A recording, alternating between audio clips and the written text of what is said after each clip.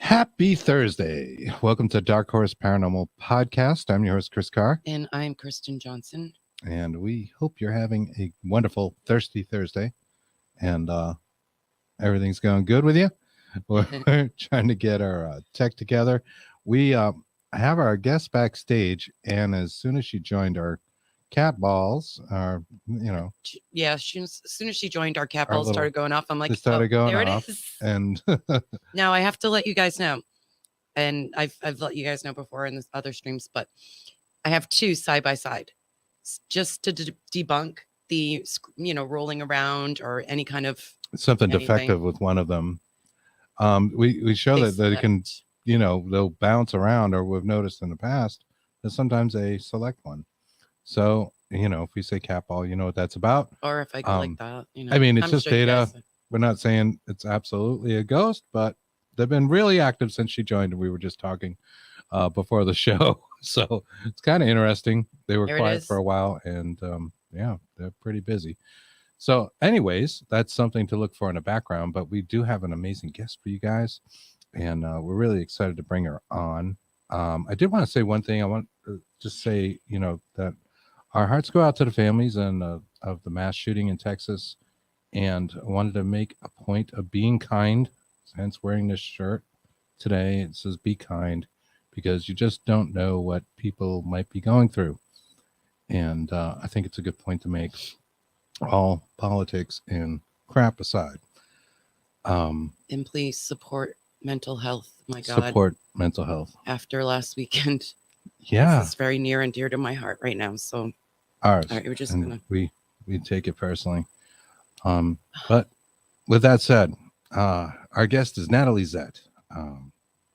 She is the author of Flower in the River, a family tale finally told. Sorry about that, Natalie. I forgot the second part of that.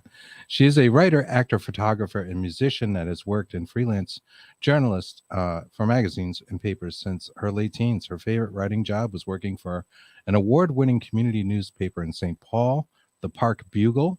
Natalie also taught others how to write for community newspapers at the Loft Literary Center in Minneapolis. And during the last few years, she became a family historian. And this is how the book comes about, right? So this is really interesting. Natalie is a proud graduate of the Ursuline College, Pike, Ohio, where she majored in business administration. She also graduated from Luther Seminary, St. Paul, Minnesota, where she received a master's in systematic theology. So let's bring her right on. Welcome, Natalie. Well, hello. How are you? I'm doing well. I'm waiting for the balls to go off now that you showed me what could happen. So I'm doing very well. Good. Excellent. We love your story. We know that you dug into genealogy and strange things happened. I think this is so cool because a lot of people, we do the DNA test now, 23andMe. We did My Heritage and all that, which is unique in its own way. But to really get the story of what was going on, you have to dig deeper, right? You do. And I think I came into it. This document that created this book ultimately was given to me the year after my father died. So my dad died in 1996. And I had a relative, my mother's older half sister, who was a former reporter in Chicago. And she was getting up there, and she said, she gave it to me because she knew I was a writer. And she said, "Somebody please do something with this. I think it needs to be you." And I didn't know what this was. And so there was no DNA test or anything like that. It was just this 38-page document. And I think I want to say this to both of you and to whoever's listening. I think because my dad had just died, I was much more open to looking at that document because I was desperate. When you lose that one pillar, that one thing that was holding you up, Yes. it was like, what do I hold on to? So I just grabbed this document. And I knew nothing about my mother's family. For a lot of reasons, that history got lost. And I originally, this factors into the story too. I was originally from Johnstown, Pennsylvania, grew up in Cleveland, got out of Cleveland as soon as I could, and decided to move to the Twin Cities, Minneapolis, St. Paul for graduate school because I knew no one here and I was related to no one. I had some issues about getting away from the family and starting fresh. And so my dad's dead and I'm living up here. Looking at this document, I saw, first of all, I saw this thing called the Eastland Disaster in Chicago in 1915. I'd never heard of it. And I saw that my grandmother, my mother's mother, had a younger sister who was 19 years old and killed on this thing when it capsized in the Chicago River. If you know downtown Chicago, this is a very narrow stretch of the river. It's right downtown, right near, and it looks like nothing could happen there. And the thing capsized and it killed 844 people. 2,500 were aboard. Yeah. And it was chartered for the Western Electric's annual company picnic. If you know, again, Chicago at all, there's Lake Michigan. You go across Lake Michigan. And on the other side of where they were supposed to be was the picnic grounds in the Indiana Dunes. And so it was supposed to be a leisurely day for the working class back in 1915. It was a tough road. And so they were giving these people a photo op for them, but also it was a big day for them. And my aunt, who was on the thing, shouldn't have been there because my grandmother was pregnant and gave her the tickets. So I have a chapter in my book called One Way Ticket. Oh, wow. Wow. Yeah, it was just a lot of weird things. So it's like, first of all, guilt. I thought, oh my God, grandma, wasn't there. She maybe should have been there and we wouldn't have been here. You wouldn't And have been then, exactly. yeah, I mean, I don't know if I would be here. And so Right. there was that. And I never heard of this thing. And it's so hard to get back to that emotional state that I was in. I was already kind of in a shock state. And then I saw this and I thought, what? And I thought, I've never heard of this thing. So I thought my mother's sister, who wrote the family history document, maybe got it wrong. She assured me, no, this was correct. And so I thought, why haven't I heard of this? And back in 1997, 98, when I really got obsessed with it, there was nothing. The internet was still not what it was. And eventually a site came about, but there was nothing. So I thought, oh man, so not only is this forgotten, not only is one of my relatives aboard this thing, there's nothing there. There's no evidence that the thing actually happened at first. Can I ask you something though? Please do, yes. How did the boat capsize? I'm curious. Well, sure. The boat was built in 1903 by I think the Jenks Corporation. Look it up on Wikipedia. I'm trying to do this from memory. And they built these boats for speeding across Lake Erie, speeding across the Great Lakes. That was, I suppose, like racing now. That was considered, the thing, and you wanted to have the fastest boat. And so the Eastland was already built kind of like a pyramid, like a little tiny base, and the top was very streamlined.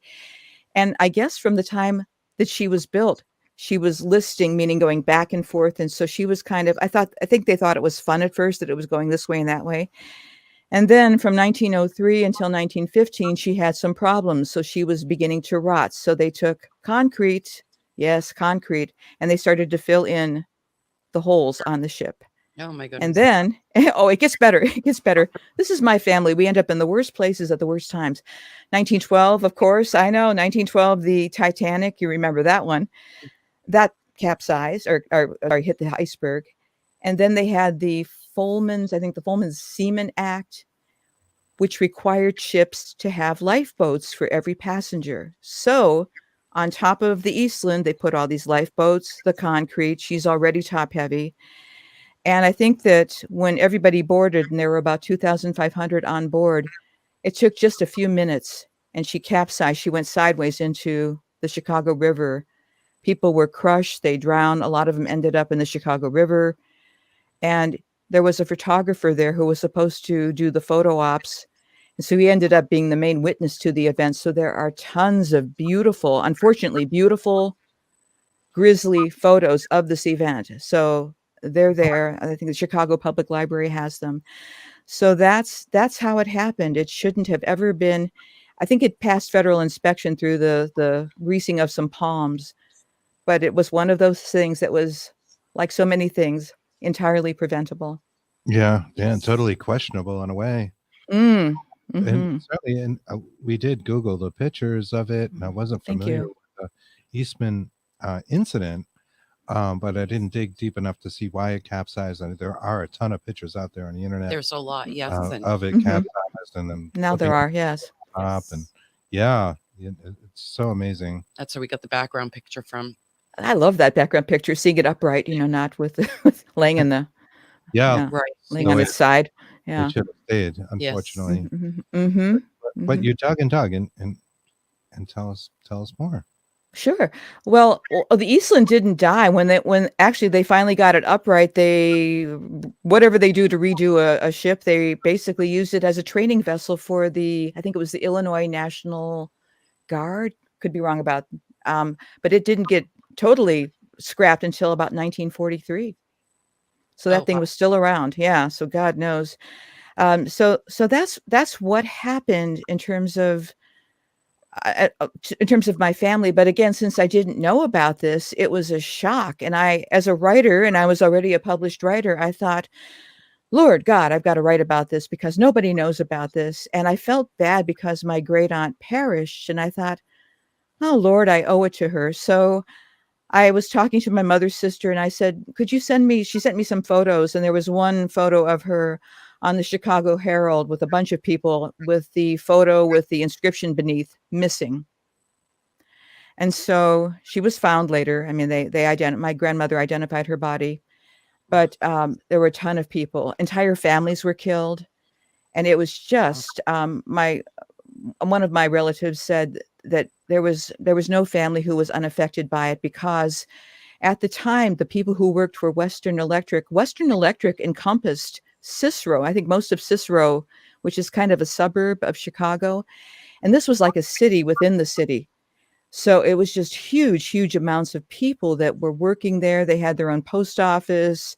It was a self-contained unit, much like, actually, I worked for Ford many years later, and Ford was very much like that as well. So you didn't have to go anyplace. You could just, live there basically and, go home.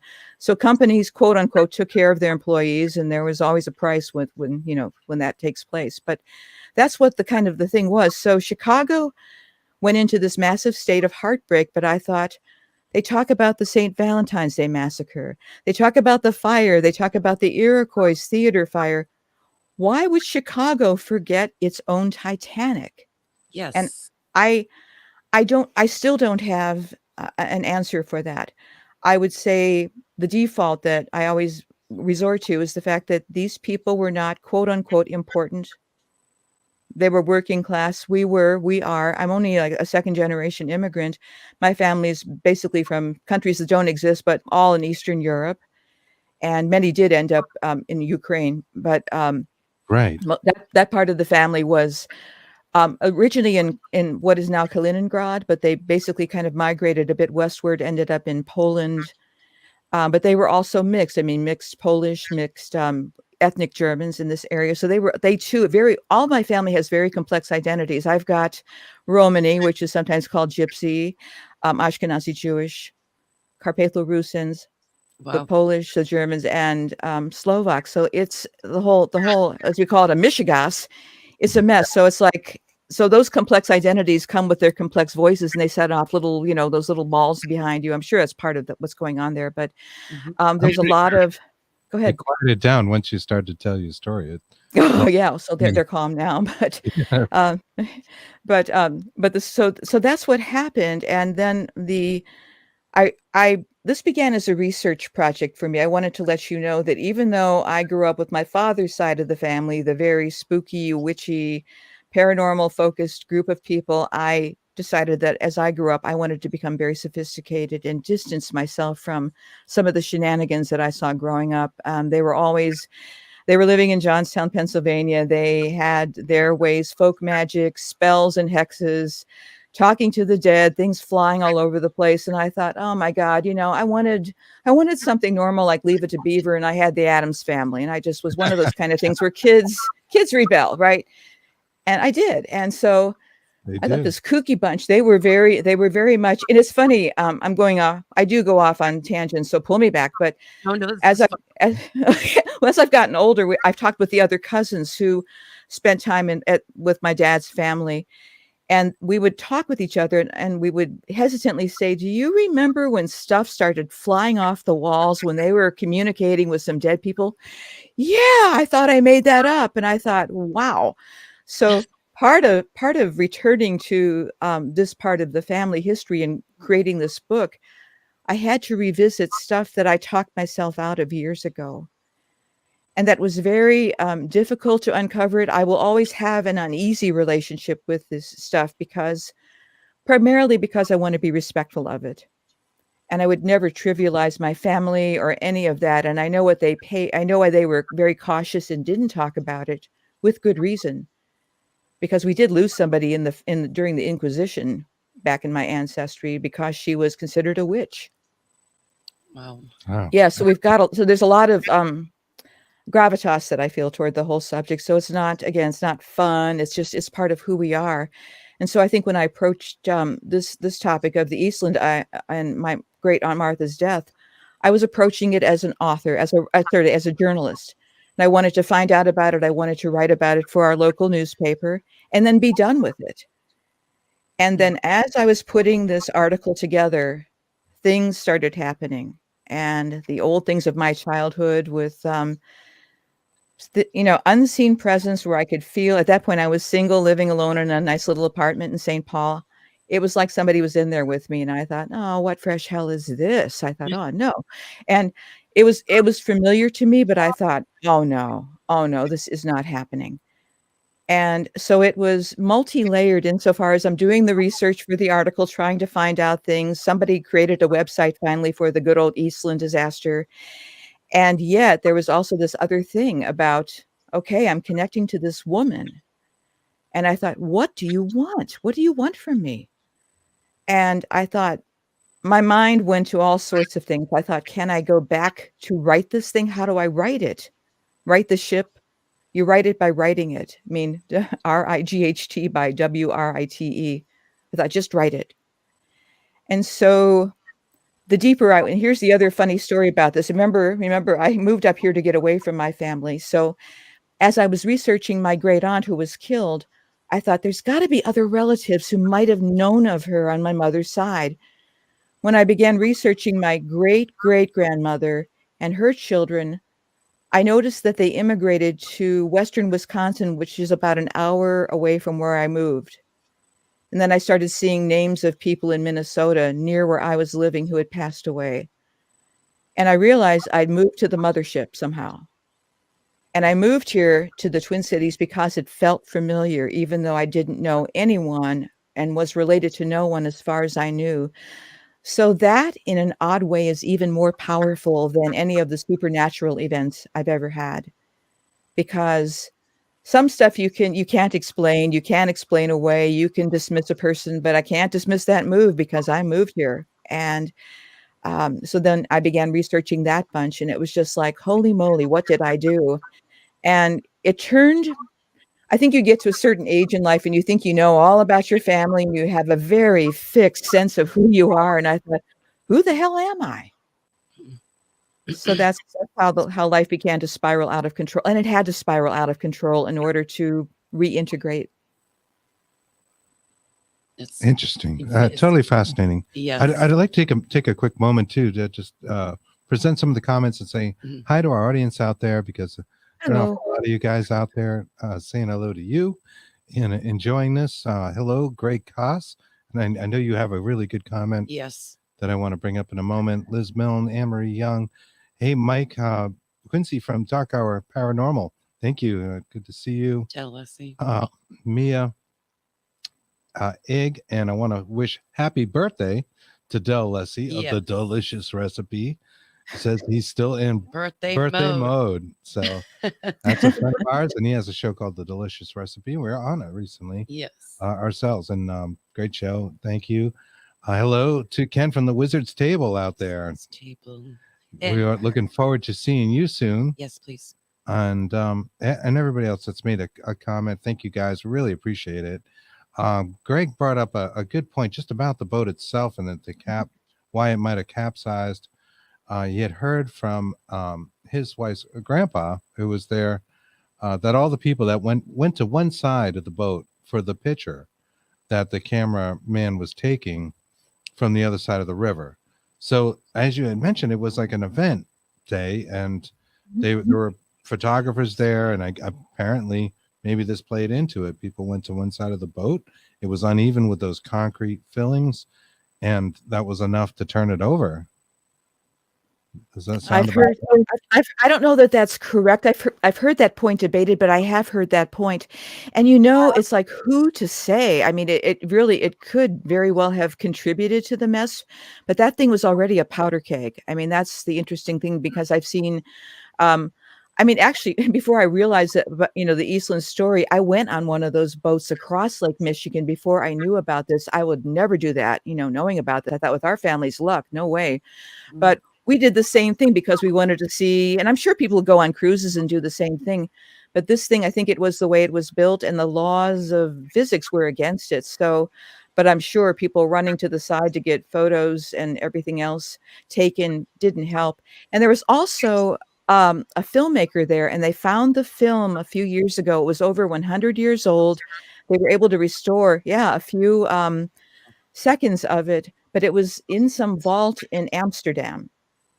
How it got there, no one knows. It's just one of those things, and it is available now. So there's just all this. So there's so many things about this that at once will be known and other ways will never be known. There's always this continual mystery that pulls you into this thing. And it's like, oh, golly. And I'm sure as time goes by, we'll learn even more about what really happened.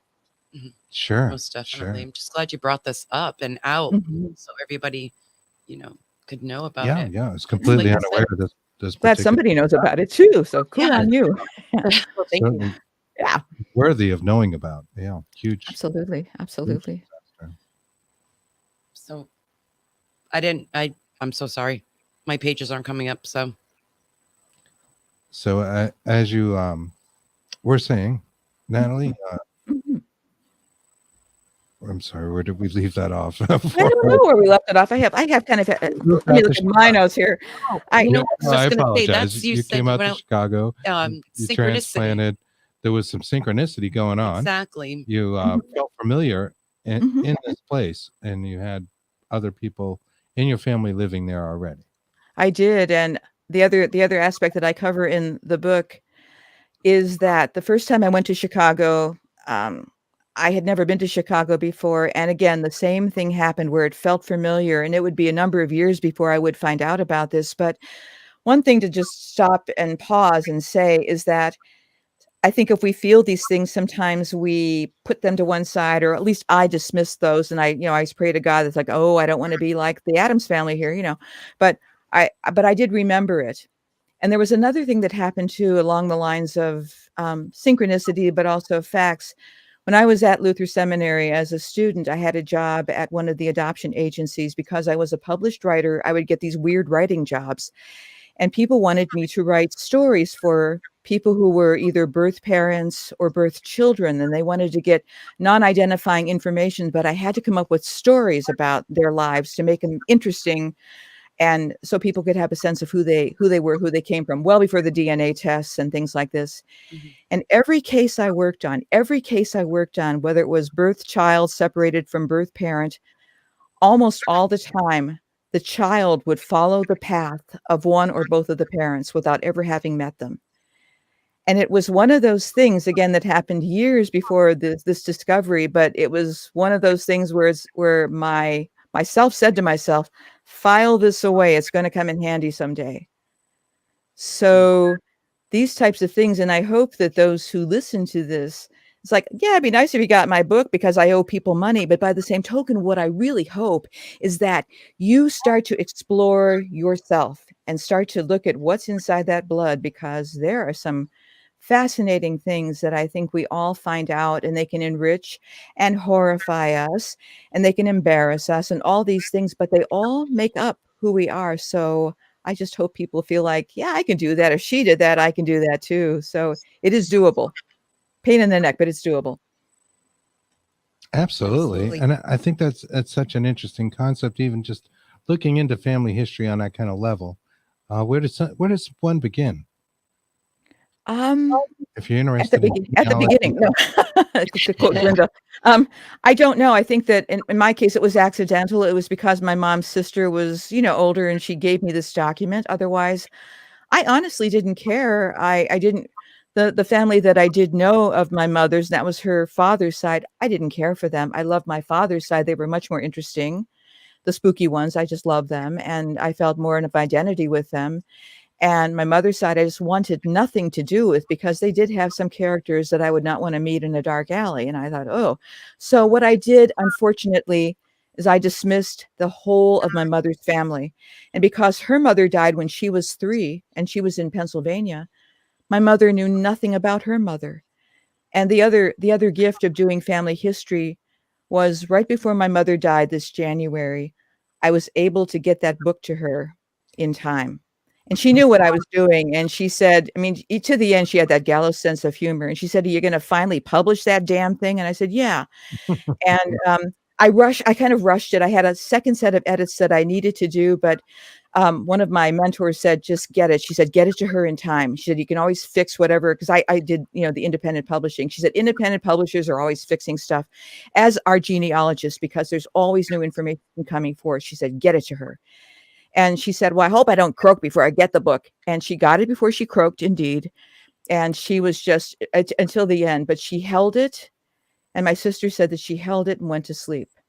And then she died maybe about a week or so after she got it. But she knew it was a promise fulfilled. And it was her history that was lost. And both of my parents, both my mom and dad, had tremendous loss on both sides. And it was a way for me, the black sheep of the family who left, to come back and say, here, this is for you. This fills in the missing pieces. And she had the information well before she had the book, but she had to have that book to hold on to. I think that's wonderful. That's awesome. And I'm sorry for your loss in January. Thank you. It's still not real, but she's like everybody else in that family. They tend to hang around. So she's still here, hanging out, lighting balls, whatever. She might be. She may well be. She might be doing stuff because, she kind of liked that sort of thing. So, so that's all the gifts. I think if you're listening to this, there's so many gifts, and until you start exploring, you really don't know. I really didn't know. And so basically my aunt and that story of the Eastland was only the beginning. And it was exciting, and it is exciting, and it's wonderful having the book out. But it's just, in a sense, touched the tip of the iceberg, not to use that Titanic reference. But you know what I mean. There was so many more things that I was led to discover, including the fact that I'm related to most of Western Wisconsin, when I realized how many people that I had in that family.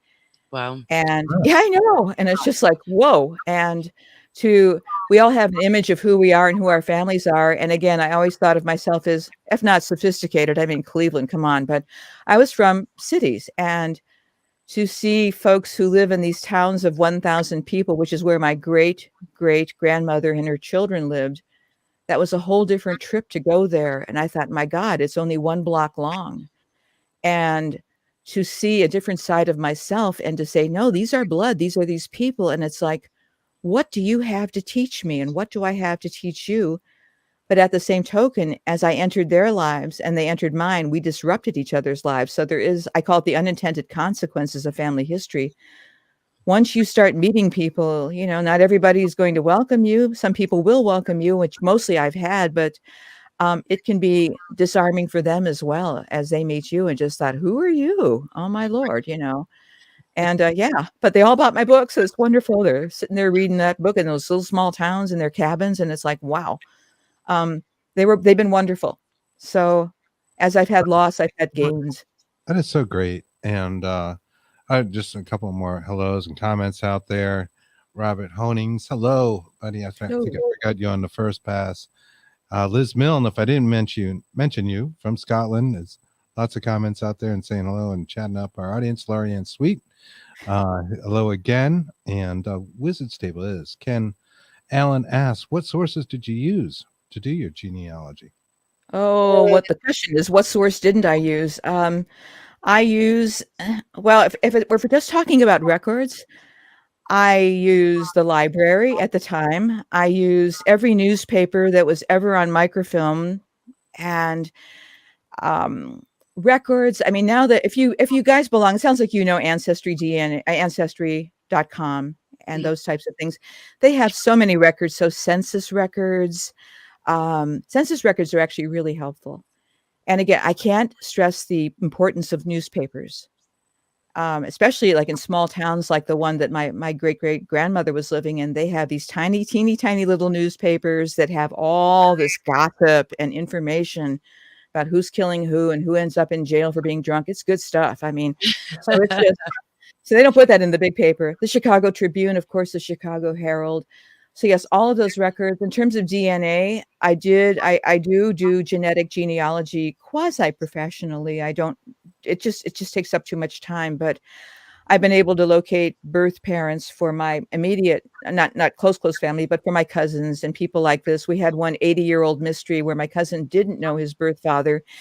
And between myself and his wife, we were able to tag team and figure it out. So it was, again, for him, closure. So that was a wonderful thing. And fortunately, the family that is still living welcomed him. And he was an only child, but not anymore. So there are all these people. So wonderful. So I think it's just using, to answer the question, anything I can get my hands on. Old books. For the Eastland, there were Red Cross records that were being thrown out from the time. Somebody found them in a garbage, scanned them, and put them online. Those kinds of things. So it's one of those things. And I can also say FamilySearch.org. That's operated by the Church of Jesus Christ of the Latter-day Saints. They have so many things. So if you go on there, they'll teach you how to do things. They have wikis, and it's incredible. And for me, being from Eastern Europe and Russia and those countries that they're so fluid, I'm fluent in terms of reading several languages, including anything in the Cyrillic alphabet, because I have to be.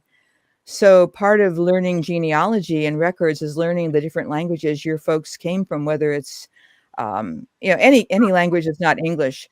And I'm always relieved when I get a record in English, but I'm not used to that. So it's just like, it's a privilege.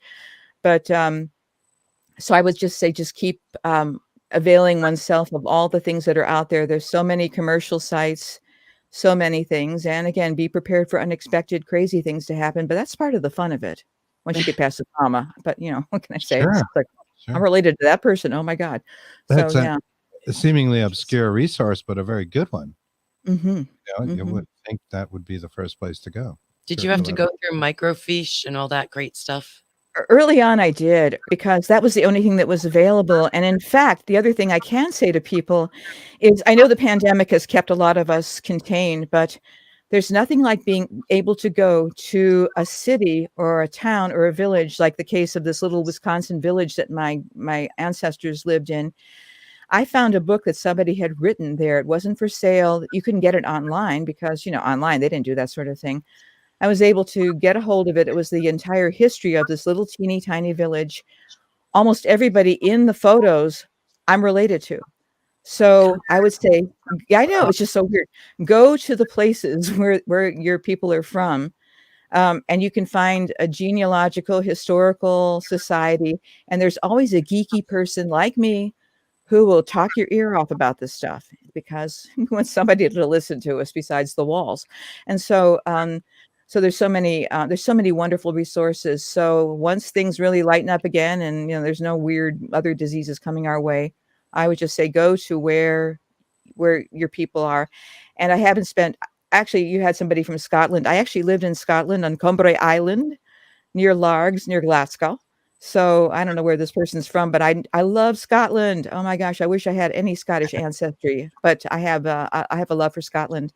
Um, but so I would just say, look in unexpected places and start interviewing the oldest people that you know that you're related to, because as what happened with all of mine, none of them are alive anymore. The ones that I was in contact with early on, I taped them, I interviewed them, and even with my mother, she was a talker, she was a historian, but there's so many things now. I wish I could call her up and say, hey, can you tell me where were you in the 1950 census now that that's released? I can't find her. She was someplace, but who knows?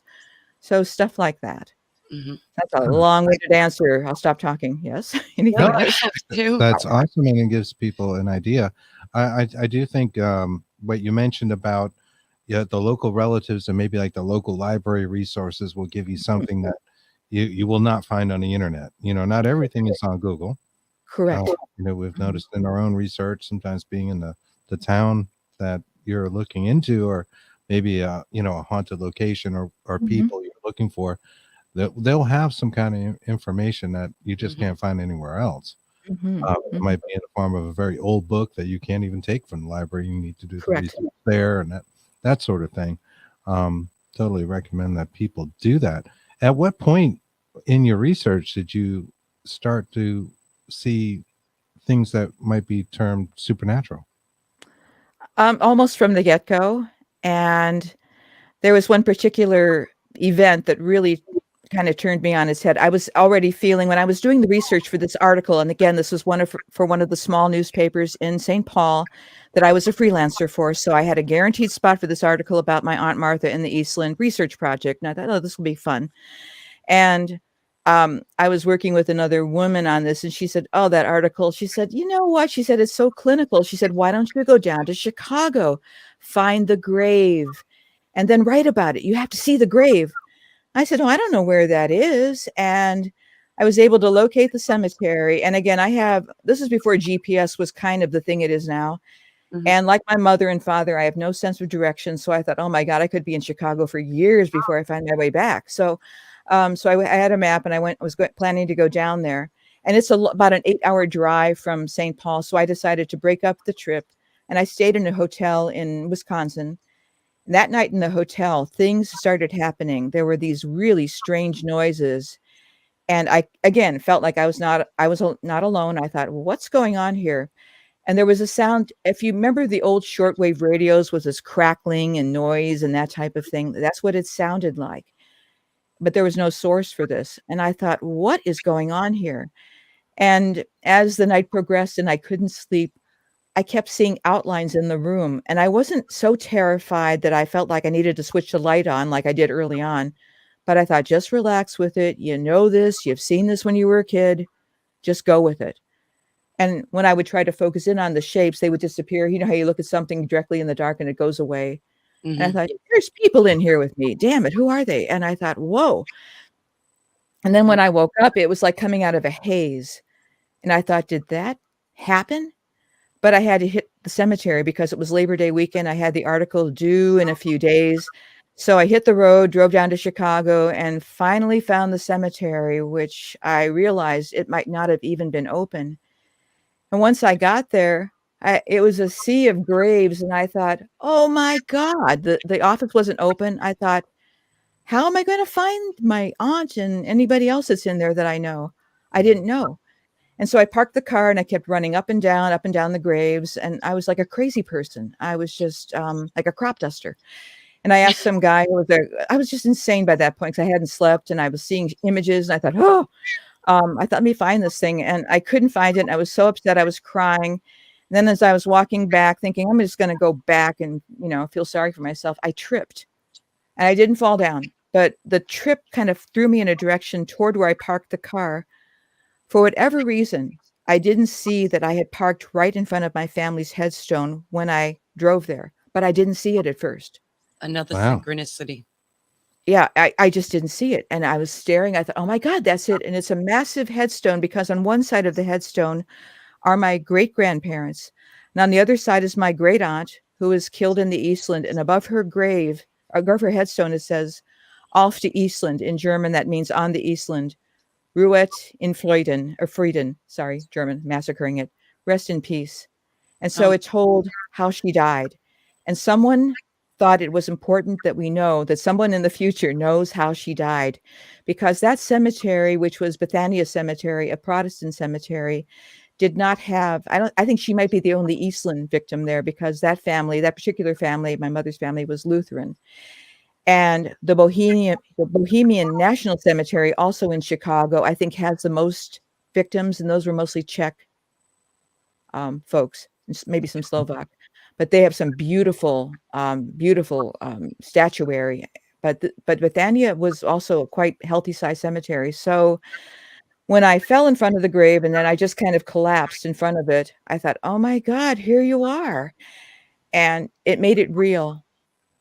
And so after I got through my mini breakdown, and I thought, how did I get here? How did I find you? How did you find me? I mean, I thought it was near miraculous until years later, I read a couple books about psychic genealogy written by Hank Z. Jones. And he said, oh, it's really common for people to find graves. It's like nothing. And I thought, well, it didn't feel like that, Hank. So I was just, at the time, as I was pretty isolated, again, there was only one friend I talked about with this stuff, because I was so self-conscious about the supernatural stuff. Was one of the things that kept me from really discussing it openly. Right. You had rebelled against this in your youth, and even though you might have come to terms with it as an adult, I'm sure it still felt a little awkward. Felt very awkward. And again, since my dad had died, and my dad, his last few years were very dreadful in terms of his breakdowns. He had my dad had a lot of early trauma, and it finally visited him as he got older.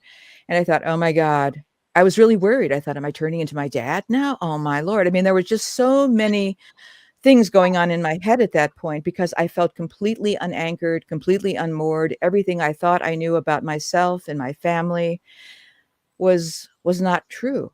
There was more to be found. And I had to basically decide to let go of the steering wheel, let them lead me. I thought, whatever this is, let's pretend you're real and you're leading this. I pretended she was real and leading me. And as I pretended, she seemed to come forth. And so it became, as I stopped fighting her, my aunt who was killed, the synchronicities abounded, and I did not dismiss them. I didn't talk about them, but they just escalated. So when I got back to St. Paul to write my little article, and it was a good article by that point, because I'd seen the grave, I had photos and everything. I had a small apartment, and I was in my little office in my bedroom, and stuff started flying off my refrigerator. And St. Paul, Minneapolis, St. Paul is not on an earthquake fault line, okay?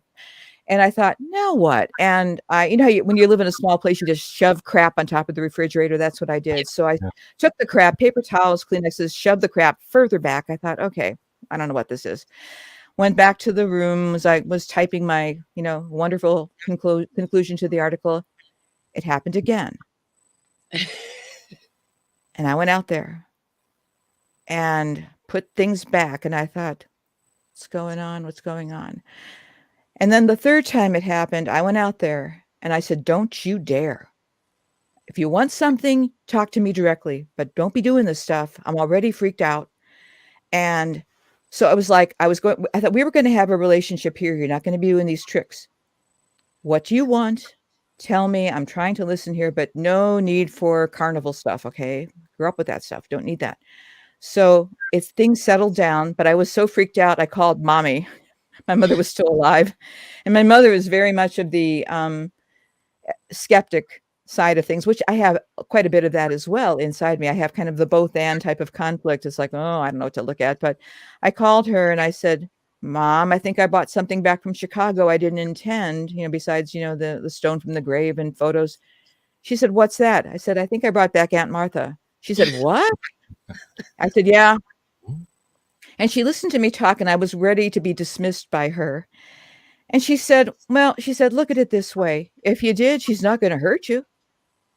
I said, okay. She said, well, just ask her what she wants. And then she hung up on me. And I thought, okay. And then later on, she told me when my dad died, kind of the same things were happening, which is why she wasn't surprised, but she didn't want to talk about it.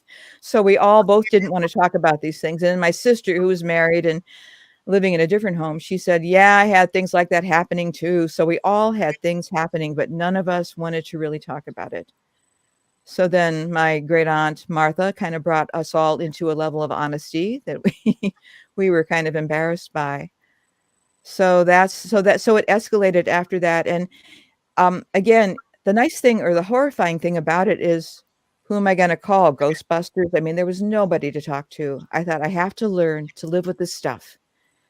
And in a sense, even though this took a few years, I thought I have to claim this other side of my family, the legacy that I've inherited from my father's people, with their long, long line of communing with the dead. And it's very natural. As my dad's sister used to say, she was very dramatic. She said, we are of the Carpathian mountain people, and we hear the dead and the living just the same. We are part, Romany. And it makes no difference, darling. Everything was over the top with her. But I thought, you know what? She was right. She was right. A little kooky, but she was right. So I began to piece my life back together. And when you're fragmented, as most of us are, and that's why I always encourage people to look, because you never know. You might find a friend in that background who's just like you.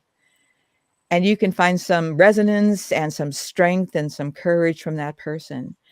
And I think that's the biggest gift of that sort of thing. And then where I am in life, it's like, now I've got all these younger relatives who are interested in this stuff. And it's wonderful to tell them the stories. And they're so captivated by it. And with the DNA test, this is off topic with the DNA test, you know how they'll say, you're related to a famous person.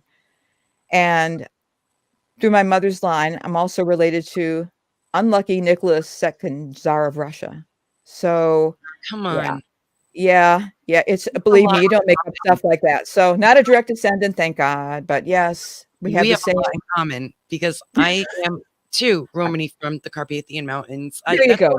I'm not kidding you. Persian, I the Bulgarian. Okay. We're Prussian, and believe it or not, It's even a little more in common there too with the refrigerator. That's why I was giggling with the Those refrigerator. little balls. Don't forget the little balls. I should have had those when I'm sorry.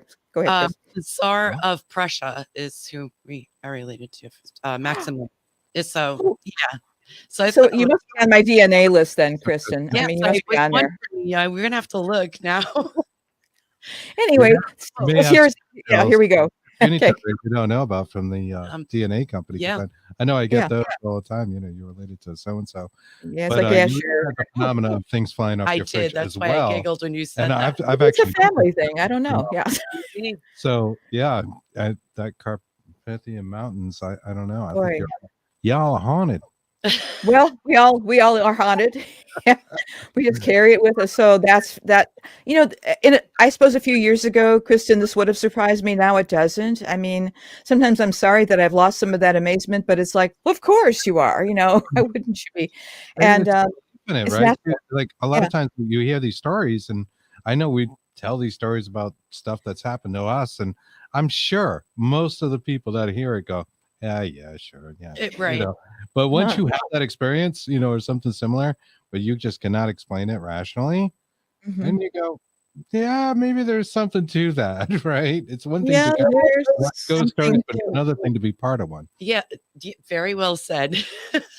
It is. And I was thinking when, Chris, when you were saying that, I thought somebody, I don't know, I'd like to always give attribution to the right source, but somebody said, you're just one experience from becoming a believer. And I prefer to think of myself as a experiencer, not a believer, because really, despite the theology degree, I'm not really a believer. I mean, I studied the stuff so I could basically take it apart, but the experience is what sent me back into the realm of, the Eastern European Russian mysticism that is also in our blood. We know that. And I did a lot of reading of Russian literature when I was in my undergrad years, and it very much about the mystical, about the otherworldly stuff. It's very natural for those of us who kind of straddle both worlds.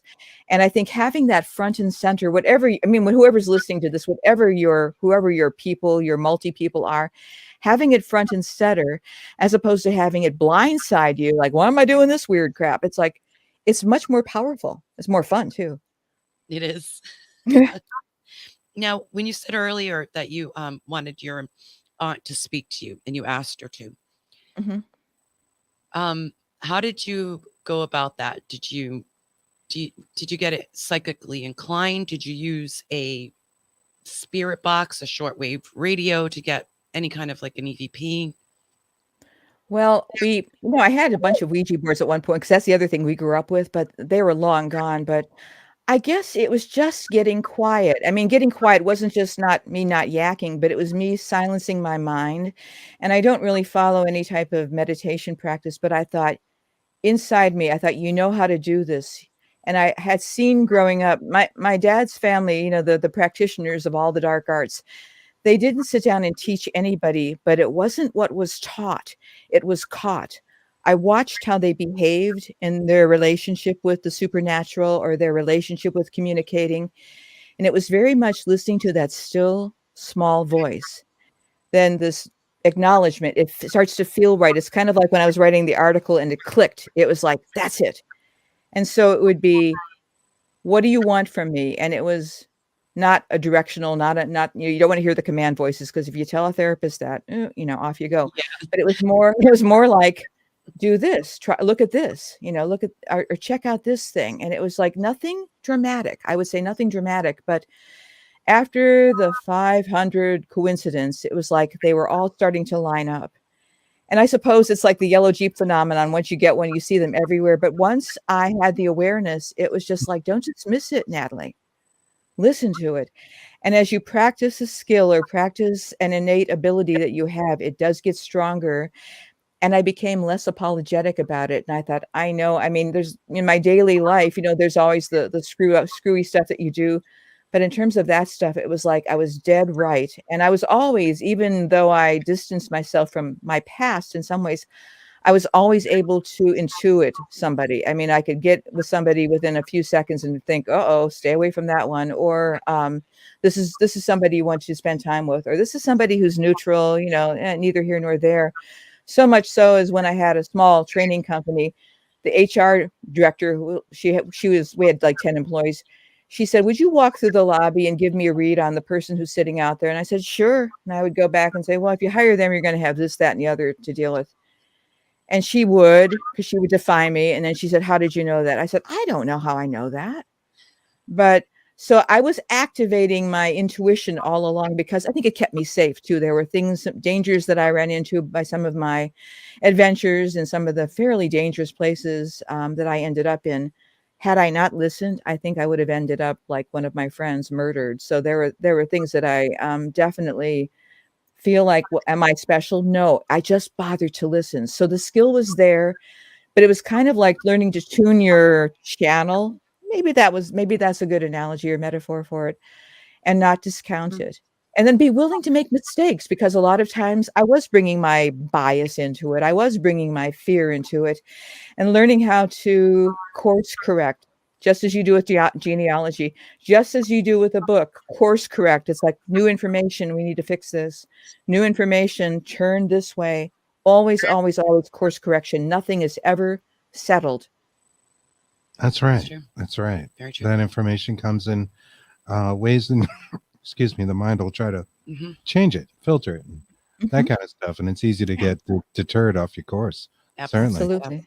But you were having those communications, and do you feel like they were responding to your communications back? Yes, they were. And for whatever reason, a lot of the, what I would call spooky stuff, not so much because there was no more of the refrigerator action, because I just said no. But there was always this feeling of somebody touching the back of my hands. I don't know if you've had that, Kristen, but somebody touching your hands, somebody like the room. I don't know why they want to always make the room temperature go down, but there was that business too. And it's like, I'm always cold anyway. I thought, I'll stop that. But there was a sense of that going on. And again, the sense of when I would be writing about this, or when I would be meeting other people to whom I was related, that it would be kind of a pull from the heart. It was just this little small village that I was talking about. I went to the library to get some more information about my family. And I met the librarian, who of course turned out to be a relative, because in that village, but she said to me, she was really kind of hostile toward me at first, but then she realized who I was. And she said, I understand that you exist. I know about your great-grandmother, and I know about what happened to your aunt. She said, but why did you come back here? City folks aren't usually interested in us. And I said, I don't know. I don't know. I said, I just felt compelled. So there's also the willingness to go kind of blindfolded or kind of, in a sense, on the stream of air that's leading you, not realizing, not knowing where you're going to end up, because you might end up in a very uncomfortable place too. And uncomfortable meaning, I wasn't expecting this. Now what do I do? And realizing within yourself that you have the guidance and the confidence to handle whatever comes your way. And I think if you don't step out in faith, and I don't mean religious faith, guys, because, but I mean just in faith that you have people who love you. You have some who don't, so I stay away from them. That's the other thing with these ancestors. It's like they're not all that great, some of these people. So it's like I just want to hang with the ones that have my best interest at heart, not the other characters. Most And I definitely. got plenty of those. Yeah, I got plenty of those. And so, yeah, I do. It's just like, yeah, some of them are unbelievable as well. But it's also no more than I would want to hang out in present tense with a living person that did not have my best interest at heart. It's like, nah, life's too short, folks. It's very true. Yes, setting Definitely. boundaries with them. What told you that certain relatives didn't like you? Like, how do you just get that impression, or I think, yeah, the vibe. And also to some of them, I could tell because I was a little bit out there for them. I mean, I've always been kind of, like I said, more my dad's family, and my dad was an entertainer, and a lot of us end up being actors and kind of wackadoo theater people. We're a little bit kind of to the left of center, to the left of that left center. And some of these relatives that I met were very much small town, and total respect for them too, by the way. I'm not making fun of anybody from a small town or from the country, but very much they're around people who are of the same religion, same ethnicities, and their world is big, but it's also contained, right? And so they see something like me coming into town, with the hair all over the place and everything, and talking the way I talk, and so it's just like, oh, what's this? But once, for the most part, I would have to say for every person I met, once they got past me, scaring them, yeah, you're not so bad after all. You're kind of fun. You're kind of like one of us. You're related anyway. So, you just come on in and have a seat. We'll have you over for supper. So that kind of thing happened. And so, and they're wondering, well, I can do it. I'm the Meryl Streep of this, anyways, but, yeah, accents, you know how that is when you grow up with these people that speak differently. But I think just learning respect for them too, and learning that, even though there's so many divisions, there's also this connection from the heart. Speaking of today, all the things that can bring us together. That's one of those things, no matter how far our paths were, we came back, we met each other, and we provided, I don't know, connection, but also missing pieces. Like that one, I always said that 1/4 piece of pie, the genetic pie that was missing, was very significant. And once I found that, it was like, it's not like I've had an easy life. I haven't, but things started coming together. And there wasn't this searching for whatever the thing was that I was looking for. It was like the thing is inside me. I just didn't know it. It's kind of like what people say about spirit guides, right? Like, Mhm, you just mhm. need to open your ears and listen. Like they're Mhm. trying to tell you the whole time, but Mm. it's so easy to turn your head and not hear the message. Discount them. Yeah. Absolutely. Absolutely. So I would just say for anybody, it's just like, have a wonderful, if you do this sort of thing, I think it's, boy, I've been yakking for a while, haven't I? I normally don't talk. I'm an introvert, by the way. I normally don't talk at all, but Oh, totally. this has been fun. I So just we talk. do this, it's just so weird, but yep, Yeah. totally. It's just, but but the other thing too, and I, excuse me, have done different discussions with people. The other thing is, remember, we are all future dead people. And it's not to be depressing, it's to be real. And considering, what do I want to leave behind? My aunt who was killed, she left some photos, and then she didn't leave that much behind. And I had to construct a story, going through a lot to get that story. And I thought, I don't want to, though it was a character building experience for me, I don't want to do that to somebody in the future, because there's going to be some kooky person 100 years from now who's just like me, who's wondering, am I like anybody else in this normal family of mine? Is there not another eccentric, crazy person that I can relate to? Yes, me. I'll leave you something. Okay, I'll leave you a map. I'll leave you all the stories. Here you go. No need to feel like you're the odd one out, because you're not. So I think of those kinds of things too. What can we leave behind? And it's easier now with all the access to media. We can leave. I have thousands of cat videos. I have 4 cats, so we do have a lot of that. But I don't. Yeah, that's the other thing too. It must be a Carpathian thing. But it's like, what do I want to curate? What message do I want to give to my future people who I don't even know? They're not even born yet, and that kind of thing. Yeah. Okay. You're kind of commenting on Memento Mori. Yes, Memento Mori. Yes. Number you will die, and I love that because I love it. It was a big thing in the spiritualist movement. Yes. In the early 1900s, when that phrase became more like a common language, and people kept things. In their introduction video, you see a clock there with a skeleton clicking it. I saw that. Yes. That is like an example of Memento Mori. Like they had stuff like that. I love that. Pocket watches, things that would say Memento Mori on them, and coffins and certain little things, trinkets, because life is short, right? You need to enjoy it. Remember that it won't be there forever. Enjoy this time. We believe firmly that consciousness persists beyond bodily death. Oh yeah. I think we should enjoy our time in this 3-dimensional world we call reality. Exactly.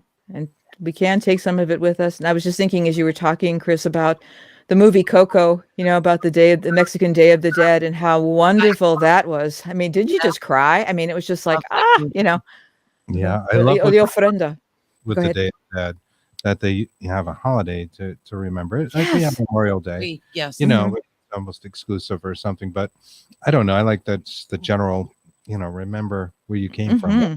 Absolutely. Sugar skulls. Love them, Yeah. Absolutely. Awesome, right? Watch The Book of Life by Guillermo del Toro. His name is. That one's. I will. Is it good? Okay, good. Thank you. It's Thank you. A little like Coco, but a little better. I love. It's the entire story of how the Day of the Dead and. Oh wow! Okay. Yeah. Okay. The forgotten and it's love really it. great. Love it. We love all this stuff too. I can tell at once that I can tell by your backdrop what you love. So it's awesome to see that. A lot in common. I really do. Yes, we do in more ways than again. It's. I love that this happened, but it doesn't surprise me. Actually, not us anymore either. Exactly. We meet the best people, honest to God, and end up becoming our friends. Well, you are wonderful. That's why. I mean, I think good people. It's just the amazing people that I've been able to, like meeting you all and the invisible people that are here now. It's like this book has also opened the door for me to have additional connections like you. And it's like, wow, I wouldn't have had that had I not jumped out and just thought, let's just do it. See what happens. Fix the typos later, whatever, Exactly. Yeah. And some of those connections have turned out to be great friends. Yes. And it's a wonderful thing. We feel privileged. Very, very great. great. Well. So thank you so much. Yes, thank you. This is wonderful. We've gotten to learn a lot of, just about the Eastman incident itself was something I just wasn't on my radar at all. And where can people find you and your book? Well, I think you have it right below there. So at www.flowerandtheriver.com. I didn't know that was just going to be such a long thing, but my website's probably the easiest place. And the book is available at all the shopping. I published wide. I did an independent publishing. So I published through Amazon, but also Barnes and Noble, also through any foreign, publishing exchange aggregator that I could use. And right now, why my voice is so harsh and low, I've been doing the audio for the book. So using my acting chops and creating all these characters. Oh my gosh, talk about re-experiencing the whole crazy thing again. But I'm working on the audio. Hope to have it done by the end of the summer. So yeah, I love audiobook. Oh, that's awesome. And thank you to Linda Judd for putting in the link to Natalie's. Thank you, Linda. Link to the book and the ebook. She did. Thank you, Linda. Thank you, Linda. And again, thank you, Greg, for your comments and Greg. Shadowhunters Paranormal. Check them out. Yes, please. And our audience is wonderful. Thank you, guys. Yes, and thank you. Thank you so much, Natalie. This has been a lot of fun. I'm glad we actually spelled out some of the websites because some people will hear this as a podcast next week, and I'll let you know when that comes out. And, thank you. Thanks, everyone. Thanks, Steve. Thank you, Steve Auclair. And Marie Young. Thank you, guys. Thank We're you. off this Saturday. We'll be back next week. I saw some murmur in the chat that we were off the month of June. That's not true. We're just taking some select nights off. So Yes. stay tuned We have a wherever you are project in the checking out our works. show. Ooh. Yeah, exactly. We're not taking that much time off. So we'll be back. Thank you again, Natalie. We appreciate it. Thank you both. And enjoy. Take care. Happy You too, thank Memorial you. Day. Enjoy your weekend. Happy Memorial Day. Remember us all. Thank you so much again. Appreciate it.